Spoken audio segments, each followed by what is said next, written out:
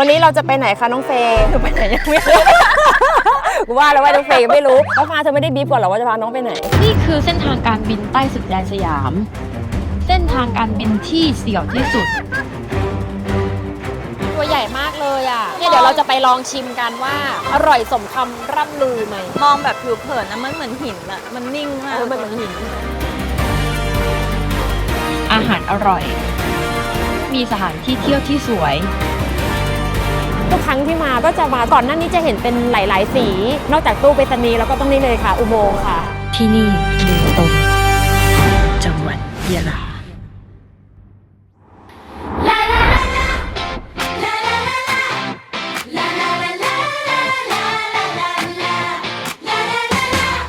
สวัสดีค่ะทุกค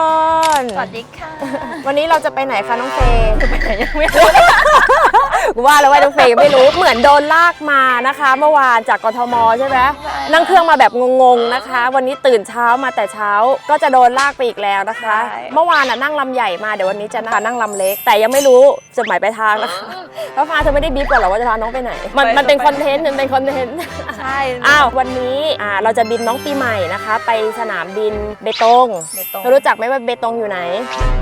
ถึงว่าแล้วนี่เพราะว่าที่ถามเพราะว่าอะไรนะน้องไปอยู่ต่างประเทศมานานนะคะเบตงอยู่จังหวัดยะลาถูกต้องอันนี้คือตอบมั่วจริงเอาจริงเหรอเฮ้ยมันถูกไม่นึกว่ามันจะตอบไม่ถูกแล้วจังหวัดอะไรที่ไม่มีเขตแดนติดกับทะเลภูเก็ตภูเก็ต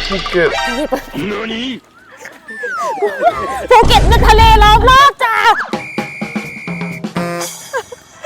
จังหวัดอะไรที่ไม่มีเขตแดนติดทะเลเลยฉันมาทำอะไร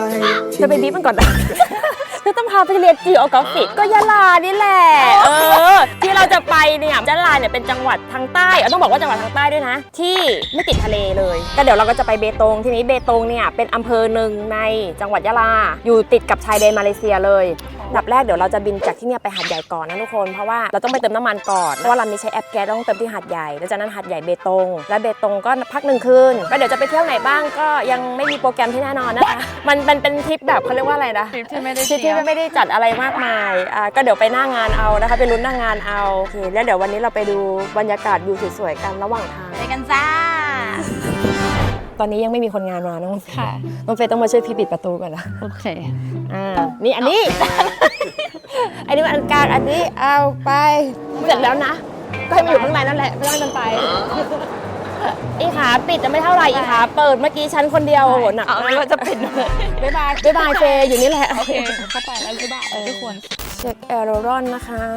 move โอเคเนาะไม่ติดขัดเนาะรัดเดอร์แขกรัดเดอร์ดูว่าไม่มีอะไรหลุดไม่มีอะไรแตกหักไม่มีอะไรขัดในช่องต่างๆเนาะมีวิธีการตรวจแล้วก็เอามือลูบๆคำๆไปนะคะแล้วก็ดูบิดนิดนึง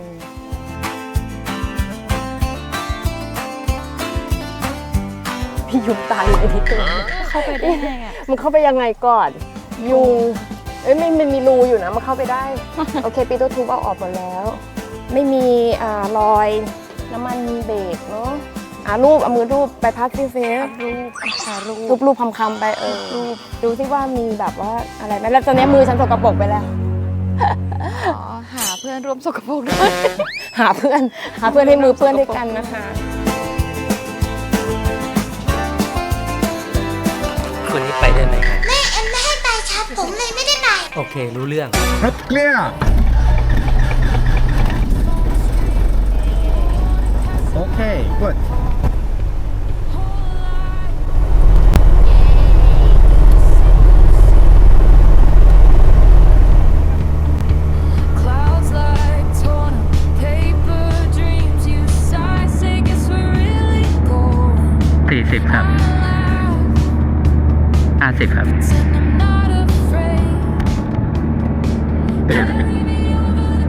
ครับ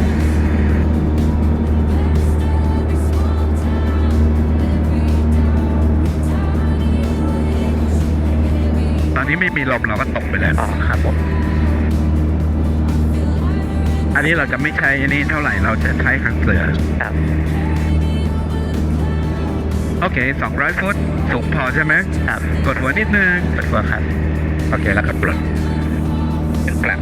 พอ1แฟลปจะเร็วขึ้นทันทีเลยโอเค2แฟลปแล้วเอาลงโอเคแล้วก็ทริปอยู่นี้ขวาเข้าฝาทริปเลย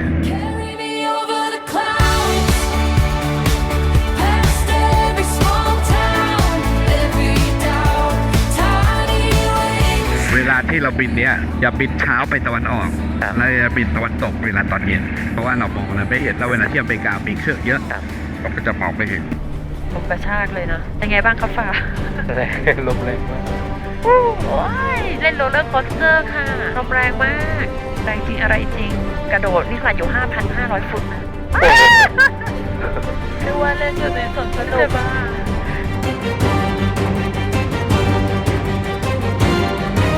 ลงได้ละลงได้ละลงเลยครับลงเลยครับฟังเห็นว่างลงเลยโฮเทลเซราอัลฟาไมค์ยังกี้หาดใหญ่ทาวเวอร์สวัสดีครับ Continue approach report final runway 08 report final runway 08แล้วไม่เก่งเราก็ไฟนอลนะแต่ลองไฟนอล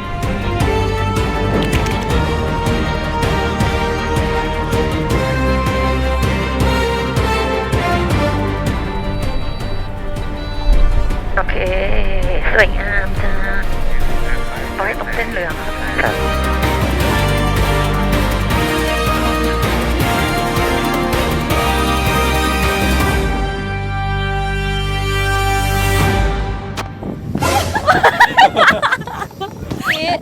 เสื้อเกี่ยวประตูลมมันแรงไงลมพัดเสื้อไปเกี่ยวประตูเลยตอนนี้เราอยู่ไหนแล้วคะน้องเฟย์ตอนนี้เราอยู่ที่หัวหาดใหญ่ค่ะทุกคนกำลังจะพูดว่าหัวหินแล้ว หลงทิศหลงทางไปแล้วนะคะเจอลมตีเมื่อกี้ค่ะแต่ว่าระหว่างทางเมื่อกี้ดูเดือดมากนะคะเราโหดมากตอนแรกเราใช้ความสูง 2,000 มาจากภูเก็ตเพราะว่าเฮดวินแรงมากเนาะแล้วก็เรามาขอไต่หลังจากผ่านตรังเพราะว่าเราจะเจอเขาตอนแรกเราไต่มา 5,500 เนาะ 3,500 ไม่พอก็ขึ้นมา 5,500 แล้ว 5,500 เราก็ยังแบบไดเรกมาไม่ได้เพราะว่าเมฆเยอะมากจริงๆแล้วเราก็ลงไปก็เจอเมฆอีกนะคะโอ้โหแล้วลมไงวันนี้สุดยอดจริงกระโดดนะมีกระโดดอยู่ลูก2ลูกนะเทอร์โบลันซ์แบบว่าแรงมากค่ะทุกคนก็แต่เราก็สู้ชีวิตกันเนาะก็มาถึงหาดใหญ่โดยปลอดภัยใช้เวลาบินประมาณ1 ชั่วโมงวันนี้1 ชั่วโมง 45 นาทีประมาณเนาะเพราะว่ามันเราออก8:15แล้วก็มาลง 10 โมง1 ชั่วโมง 45 นาทีประมาณนะคะเพราะว่าเราหลบนู่นหลบนี่แล้วก็เฮดวินด้วยนะคะ strong head wind เลยวันนี้ถึงเรียบร้อยแล้วนะคะเดี๋ยวเรารอเติมน้ำมันเนาะเติมน้ำมันแล้วก็เดี๋ยวพี่มี่กับน้องเฟย์ไปถ่ายไป ก็ไปห้องน้ำด้วยปวดฉี่บ้างไปจ่ายค่าแลนดิ้งแล้วก็เดินทางกันต่อไม่เตรียมกันก็ไม่เคยเตรียมกันค่ะไม่ต้องเตรียมคนนึงจะไปห้องน้ำคนนึงจะไปจ่ายเงินนะคะ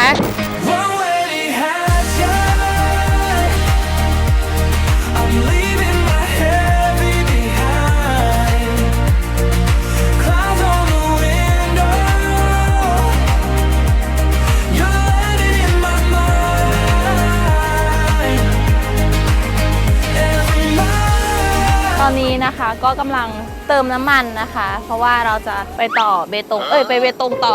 ถูกแล้วก็ไปเบตงต่อใช่ไหมเหมือนกันใช่ไหมเหมือนกันค่ะไม่ได้พูดผิดค่ะไม่ค่อยถนัดค่ะพูดไม่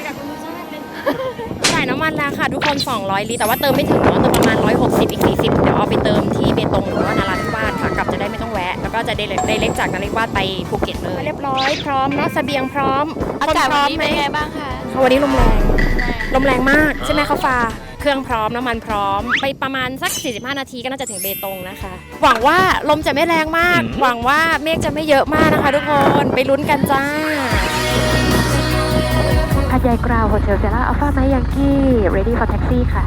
Hotel Mike Yankee Roger ครับ and please set squawk to 3374 Hotel Mike Yankee Hotel Mike Yankee and taxi to holding point runway 08Y 23 Bravo Alpha and Romeo Alpha and Romeo okay taxi to holding point runway 08 via Alpha and Romeo Hotel Mike Yankee and squawk 3374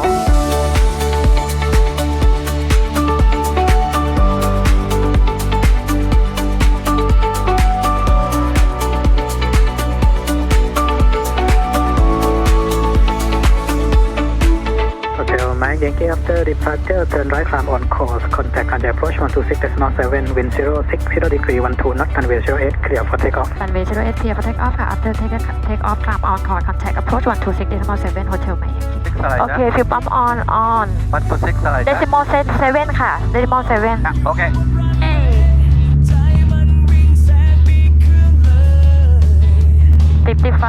60 up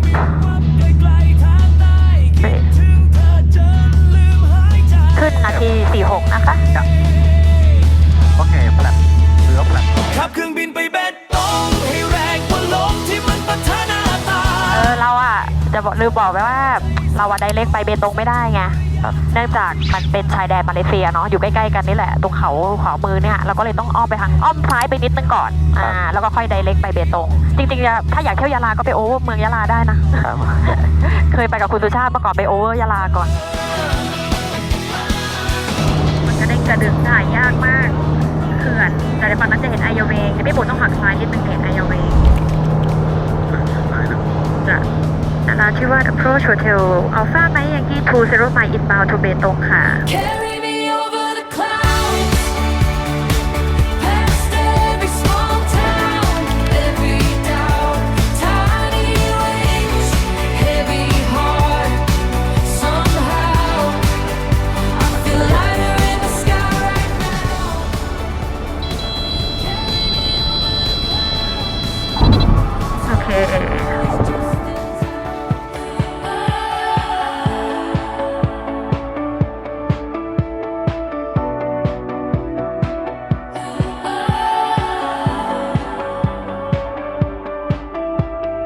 โอเคมีคนเมาแล้วนะคะ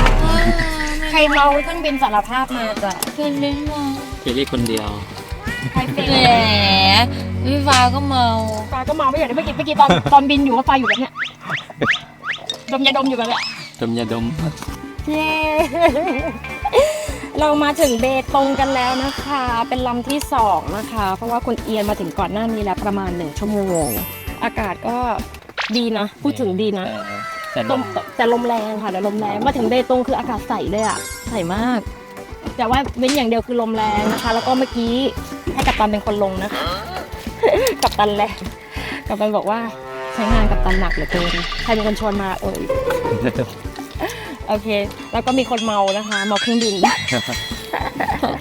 คนเมาอยู่ข้างหลังนะคะ Betong yala yala yala เราอะ ลมแรงด้วยวันนี้โอ้โหเขย่า ข้างหลังคือดมยาแล้วอะ มิชชั่นคอมพลีทนะคะ today เราก็ได้เดินทางมาจนถึง เบตง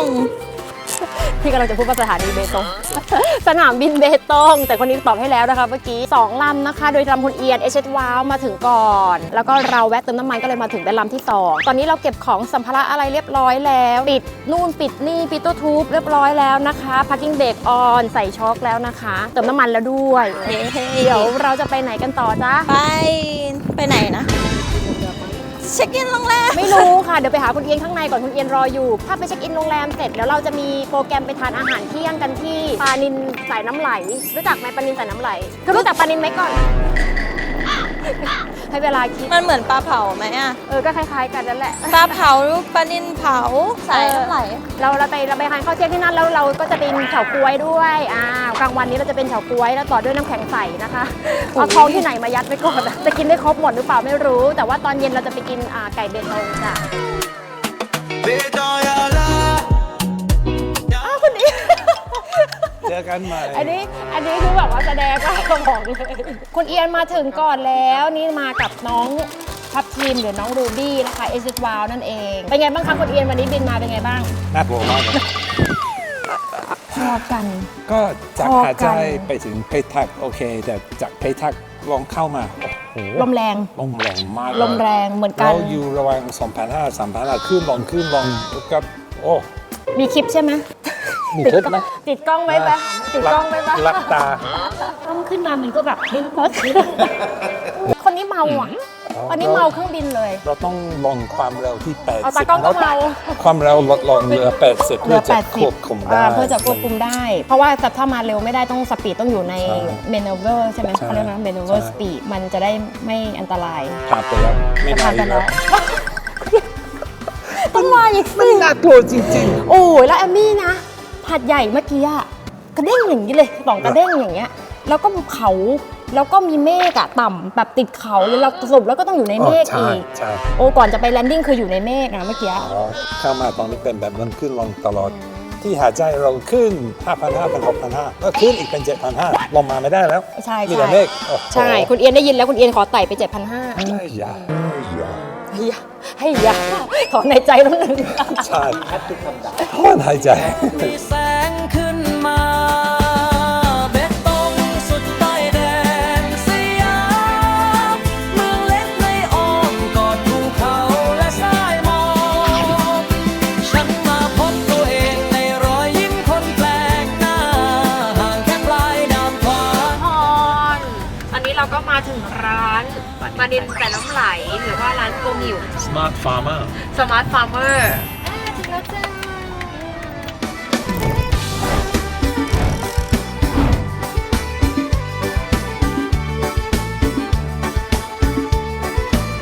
ทุกคนระหว่างที่เรารอรับประทานอาหารกันนะคะ ซึ่งเราสั่งไว้แล้ว ตอนนี้เราก็จะมาดูในโซนที่เขาเลี้ยงปลาน้องเซปะ โซน นำ เพาะปลา เรามาเนี่ยเราจะได้เห็นถึงการเลี้ยงปลาของเขาด้วยนะแล้วก็จะมีแบบสตอรี่อยู่ทางด้านนี้นะคะ ซึ่งถ้าใครอยากรู้สตอรี่ก็อ่านเอา ประมาณว่าอะไรเนี่ยเดิมทีชาวบ้านหมู่บ้านบ่อนน้ำร้อนยึดอาชีพทำสวนยางพาราสวนผลไม้ได้ทดลองเลี้ยงปลาจีนและปลานีนมีความต้องการทางตลาดจึงมีการรวมกลุ่ม ก็คือ ซึ่ง เลี้ยงแล้วมันแมส มัน เลี้ยงแล้วมันแมสก็เลย ก็จริงก็คือเลี้ยงแล้วมันแมสนะคะ ใช่ แต่เขาบอกว่าต้องเลี้ยงในน้ำที่มีการไหลผ่านต่อเนื่องตลอด 24 ชั่วโมง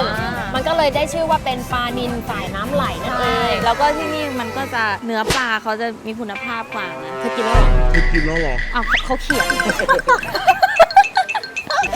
เขาเขียนอ่ะ เอาเหรอ เนื้อแน่นไม่มี ทำให้ได้ กลิ่นคาว โอเคเขาอ่านเร็วกว่าฉันนะเขาจะไม่อ่านไม่จบไง แล้วก็หมู่บ้านเขาก็เปลี่ยนชื่อด้วยนะ เป็นหมู่บ้านปลา เอาจริงเหรอทำไมไม่เห็นได้ยิน นี่ไงข้างหลังพี่อ่านหนังสือไม่จบอะ ฉันว่าฉันอ่านแล้วนะเมื่อกี้ฉันอ่านไม่หมด อันนี้เขาให้อาหารด้วย อันนี้ก็น่าจะเป็น อันนี้บ่อเล็กนะ บ่อเล็ก ว้ายตัวใหญ่ โอ้ มาก ไม่ ปลาตัวใหญ่มาก ใหญ่กว่า แล้ หัว สี ด้วยอีกอะ มีสีส้มด้วยเหรอ สีอะไรนะปลาคาร์ฟหรือเปล่า สีส้มเป็นตัวใหญ่มาก นี่ไงน้ำไหลตลอดเวลา ใช่ แล้วก็มีการควบคุมอุณหภูมิทำให้ เขาทำเหมือนขั้นบันไดเลยเนาะ ใช่ แบบว่าให้น้ำมันไหลมาตามแรงโน้มถ่วง เฮ้ยทุกคน ลองดูตรงนี้คือน้ำไหลเชี่ยว เราไม่ต้องขึ้นไปถึงตรงนู้นก็ได้ นี่ปลาตัวใหญ่มาก ตัวไหนดีนะ ตัวใหญ่มากเลยอ่ะ คือ เนี่ยเดี๋ยวเราจะไปลองชิมกันว่า อร่อยสมคำร่ำลือไหม คือมองแบบผิวเผินนะมันเหมือนหินอะมันนิ่งมาก มันเหมือนหิน ใช่ ถ้าเราไม่สังเกต อันนี้คือแบบว่าคือมาเบตงแล้วจะต้องมาทานแต่เราไปลองชิมกันจ้าวันนี้สั่งอะไร วันนี้สั่ง3 รสอะไร3 รสเมนู ปลา3 รส ได้ยินแค่ ปลา 3 ทอด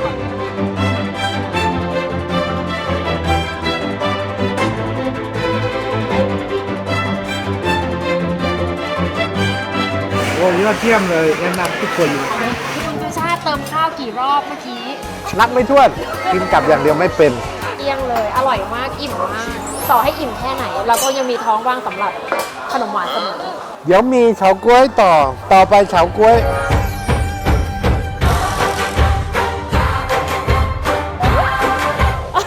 ปล่อยมัน โอเค ตัวนี้เรา เฮ้ย อยู่ไหน เขา คะ ฟ้ารถมาตอนนี้เราอยู่ที่ร้านเฉาก๊วยเบตงกม4ก็เป็นร้านที่เขาบอกเลยร้านเจ้าแรกเลยบ้านไม้ดั้งเดิม คือมาทีไรพี่เอมมี่ก็ไม่เคยพลาดนะเอาดีๆเรามาทุกครั้งเราก็ได้กินเฉาก๊วยทุกครั้งเลยวันนี้เวลาบ่าย3ก็ยังมีอยู่นะนึกว่าแบบว่าเราก็ต้องมาเสี่ยงดวงดูว่าหมดหรือยังแต่วันนี้ยังไม่หมดนะคะถือว่าเราโชคดีนะน้องเฟย์ มาทีไรของพี่แอมนะคะ แต่นี่มาทีแรกนะคะ อันนี้มาครั้งแรกเดี๋ยวพาน้องเฟย์ไปชิมเฉาก๊วยมันก็เป็นทางกลับอยู่แล้วนะคือลงมาจากปานินเมื่อกี้เนาะเข้าเที่ยงปานินน้ำไหลลงมาแล้วก็ on the way back อ่ะก็คือแวะตรงนี้ได้เลยกินเฉาก๊วย ใช่ จะบอกว่าอร่อยมากป่ะ หนูเห็นปลาแล้วหนูหลอนเลยตรงนั้นก็มีปลา ในน้ำมีปลานะคะ ปลาอีกแล้วเหรอ ใน นี่ นี้ มาชัก มีเฉาก๊วย มาดูเขาทำเลยครับปลา นี่นะคะน้ำแข็งใส ถ้าใครไม่อิ่มก็เบิ้ลได้นะคะ เอ้ยอันนี้ความรู้ น่าจะยังพออยู่เนอะ ใช้สระไอ วันนี้มีทำข้างใน หัว ด้วยไหม ยัก คะ ษ์ หรือว่า ไม่ ไม่ ใช่ ทำ ส แล้ ระ ว ไอหัวกลม อ๋อ ใช่ พรุ่งนี้เงียบวันนี้ก็เลยไม่ เพ ทำ ราะว่า แล้ว ใสคือแบบเลื่อยใสอ่ะ วันนี้ไม่เลยไม่เห็นเขาทำนะคะเขาบอกว่าพรุ่งนี้เงียบบ่ายนี้เขาก็เลยไม่ทำแล้ว นี่นะคะวิธีกินต้องเฉาะให้มันแบบนี้ ถ้าเธอไม่ชอบก็ไม่หวานสิ ใช่ เมื่อกี้ไปลองกินแบบเนี้ยไม่หวานเลยค่ะแบบนี้นะ ให้น้ำเชื่อมมันเข้า โอเค นี่นะครับ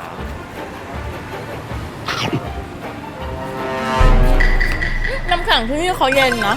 น้ำแข็งที่นี่เย็นนะที่ไหนก็ไม่เย็นวะฝากในน้ำแข็งก็มีแต่ไม่เย็น เช้าได้หอมหวานหอมจนต้องขอซ้ำ สองถ้วยแบบน้ำหมดอ่ะหมดเกลี้ยงแบบน้ำไม่เหลือนะคะสองถ้วย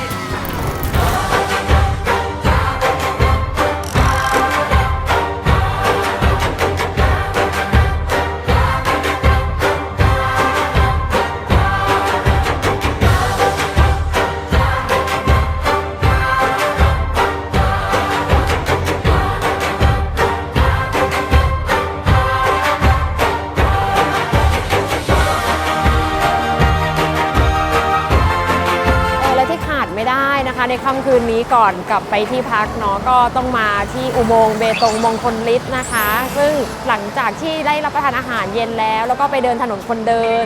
ชิลๆแบบย่อยอาหารแล้วเนาะก็มาแวะที่อุโมงค์เบตงซึ่งทุกครั้งที่มาเบตงอ่ะก็จะมาทุกครั้งเลยนะก่อนหน้านี้จะเห็นเป็นหลายๆสีแต่ว่ารอบนี้มีสีเดียวนะคะไม่ได้เปลี่ยนสีแต่ว่าที่มาเบตงอ่ะก็ต้องมาเช็คอินตรงนี้ก็เป็นอีกจุดหนึ่งที่จะแบบคือเดี๋ยวมาไม่ถึงเบตงอ่ะนอกจากตู้ไปรษณีย์แล้วก็ต้องนี่เลยค่ะอุโมงค์ค่ะนราธิวาสอยู่ภาคไหนในประเทศไทยคะน้องเฟย์ ตะวันออกเฉียงใต้ไหม ก็เดี๋ยวเราจะบินไปนราธิวาส จับอยู่จับคอนโทรลเนี่ยนั่นนี่แหละ ว่าไม่รู้ค่ะอันนี้เราอยู่ที่อ่าวมะนาวจังหวัดนราธิวาสค่ะแต่เราจะขึ้นเขาตรงเนี้ยที่เห็นตรงเนี้ยขึ้นเขาไปร้านกาแฟ